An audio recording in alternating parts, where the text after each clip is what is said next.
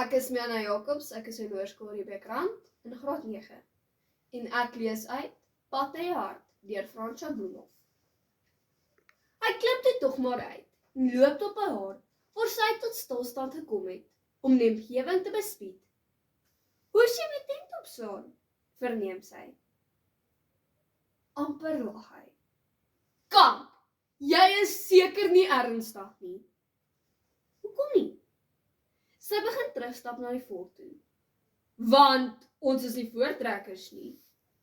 Hy bly in die ligbaan staan en voeg toe by, toe hy haar met 'n opslaan tentjie en 'n opvoutafeltjie 'n herverskyning sien maak. Of blykbaar is ons.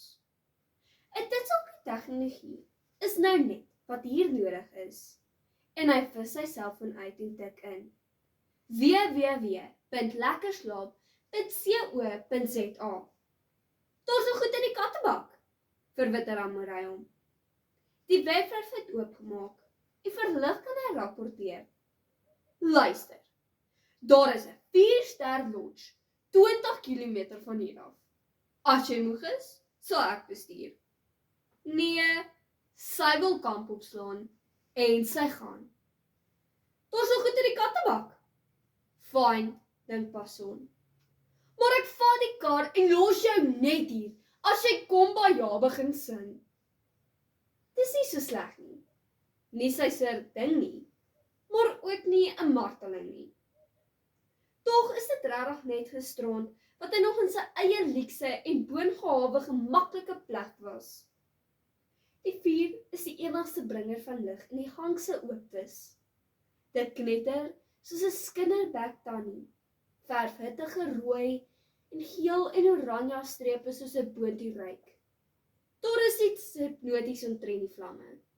Hoe een na die ander lewe kry. Hoe hulle klim en sak en nuwe staan opvlam.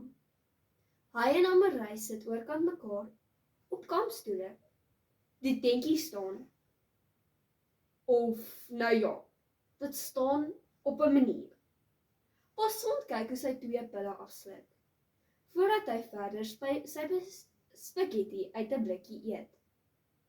Hy krap in sy eie blikkie rond, maar sonder om 'n hap te vat. Hy weet presies hoe dit gaan smaak. En sleg was nog nooit lekker nie. Jy mors 'n hongerkind in Afrika se kos, merk sy op. Passon glimlag en dwing homself om 'n hap te vat. Hy is bereid om verras te word. Dalk proe dit beter as wat. Nee, jeggie! Ek dink ek red 'n hongerkind in Afrika se lewe.